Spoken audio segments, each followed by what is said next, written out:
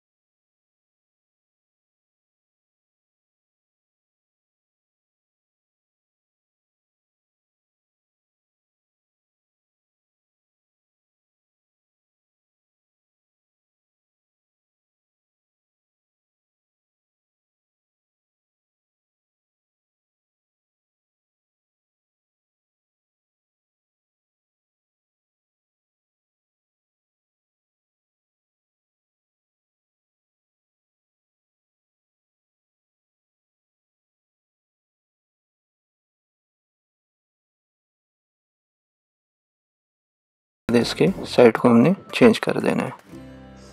ये आप देख रहे हैं कि बहुत ही खूबसूरत कलर आ गए।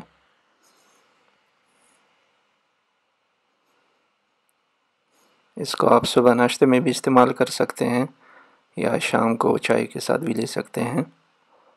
इंशाल्लाह आपको बहुत पसंद आएगा।